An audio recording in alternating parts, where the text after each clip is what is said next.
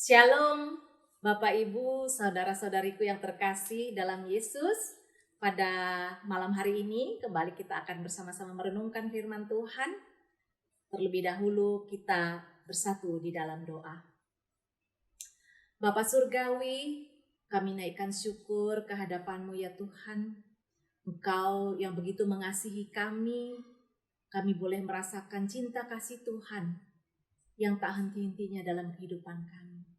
Terima kasih Yesus, kalau pada malam hari ini kembali kami datang ke hadirat-Mu untuk bersama-sama merenungkan firman Tuhan. Buka hati pikiran kami Tuhan, biarlah firman-Mu merajai hati pikiran kami, sehingga kami boleh mengerti akan sabda-Mu dalam kehidupan kami. Dalam Yesus kami berdoa, amin.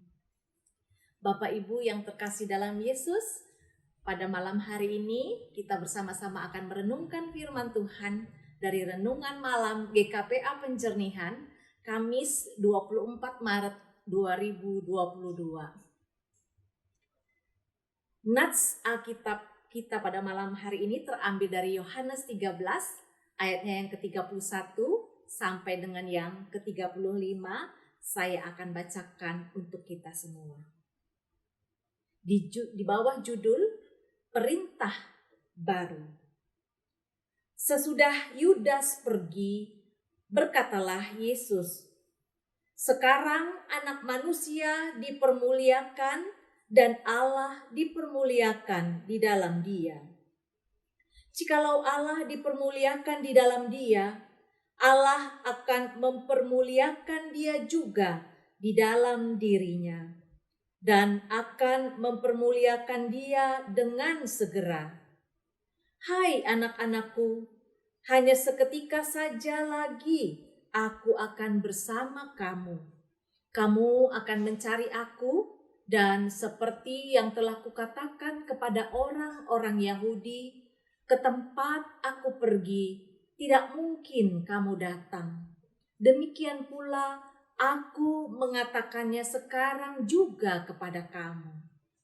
Aku memberikan perintah baru kepada kamu, yaitu supaya kamu saling mengasihi. Sama seperti aku telah mengasihi kamu, demikian pula kamu harus saling mengasihi.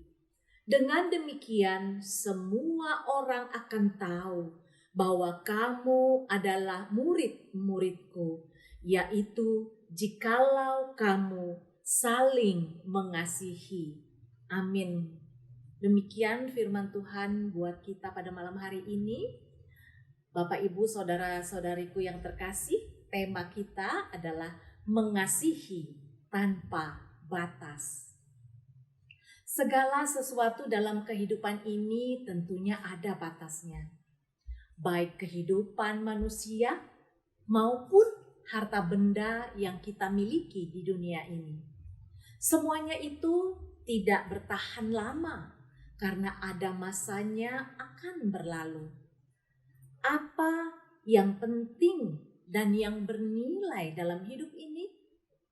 Karena sesuatu yang bernilai dan yang penting adalah sesuatu yang dapat bertahan lama dan kekal adanya. Itulah kasih.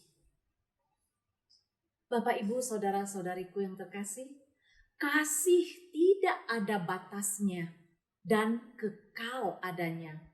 Inilah yang harus dimiliki oleh semua orang. Sebab hidup tanpa kasih sama dengan kita hidup tanpa Allah. Sebab firman Tuhan katakan bahwa Allah adalah kasih. Barang siapa hidup dalam Allah, berarti ia harus hidup dalam kasih. 1 Yohanes 4 ayat 7 sampai dengan yang ke-8. Dunia ini membutuhkan kasih, dan kasih merupakan jawaban bagi kehidupan dunia pada masa ini. Orang-orang haus akan kasih dan banyak di antara mereka kehilangan kasih.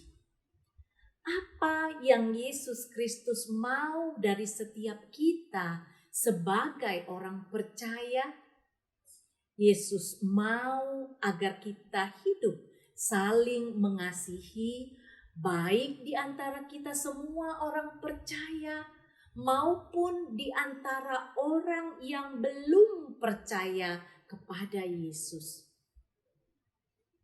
Lalu, mengapa kita perlu saling mengasihi, Bapak, Ibu, saudara-saudariku yang terkasih? Karena itu adalah perintah Tuhan pada ayatnya yang ke-34. Yesus memberi perintah baru kepada kita untuk saling mengasihi. Perintah selalu berasal dari otoritas yang tertinggi tentunya. Oleh sebab itu, apa yang diperintahkan harus dilaksanakan.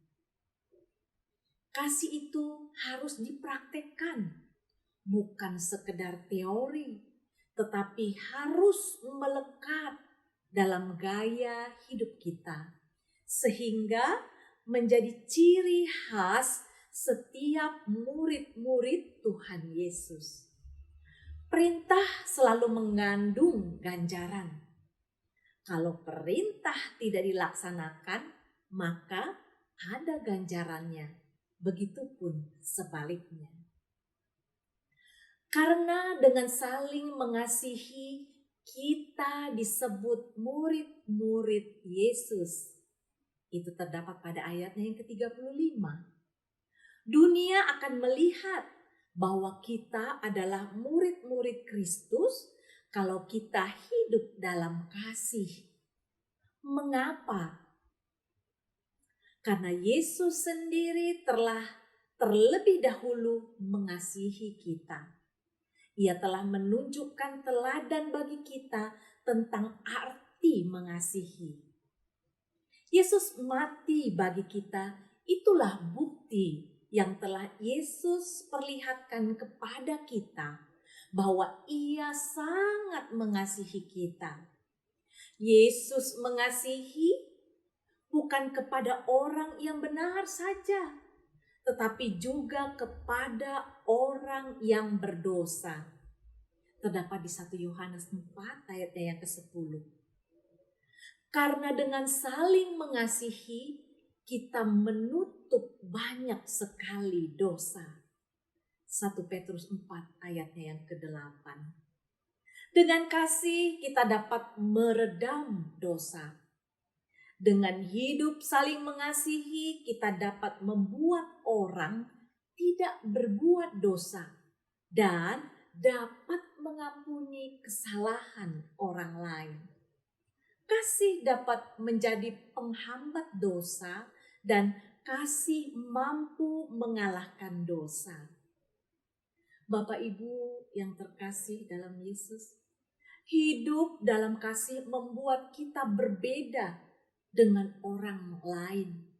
Dan bukan saja berbeda dengan orang lain, tetapi membuat kita diterima oleh semua orang, sehingga nama Yesus dipermuliakan. Kasih itu juga harus memiliki daya tahan. Kebanyakan kasih itu gampang luntur apabila kita dikecewakan orang lain, disakiti, atau dikhianati. Tuhan Yesus memberi teladan bagaimana kasih-Nya yang tidak goyah ketika dikhianati oleh Yudas, disangkal oleh Petrus, dan ditinggalkan oleh murid-muridnya. Tetapi kasih Yesus tidak berubah. Tak berkesudahan kasih setia Tuhan, tak habis-habisnya rahmat-Nya, selalu baru tiap pagi, besar kesetiaan-Mu. Ratapan 3 ayat yang ke-22 sampai dengan yang ke-23. Bapak, Ibu, saudara-saudariku yang terkasih dalam Yesus, melalui renungan kita malam ini, Tuhan Yesus memberi teladan dan menunjukkan bagaimana seharusnya kasih yang benar itu dipraktekkan. Kasih tanpa batas adalah identitas kita yang paling utama. Kita murid-murid Kristus dikenal oleh dunia ini ketika kita saling mengasihi. Apakah kita rela memberi, berbagi dengan mereka yang menderita? Apakah kita mau mengampuni yang bersalah kepada kita? Bahkan mereka yang berbeda dengan kita? Sebab hanya dengan mempraktekkan kasih Tuhan, kita dapat menjadi saksi Tuhan yang memuliakan namanya. Amin. Demikian firman Tuhan. Kita berdoa. Bapa, sungguh luar biasa kasih-Mu itu Tuhan. Kasih-Mu itu tak terbatas. Tidak ada yang dapat menghalangi kasih setia Tuhan. Engkau yang telah rela mati bagi keampunan dosa kami Tuhan.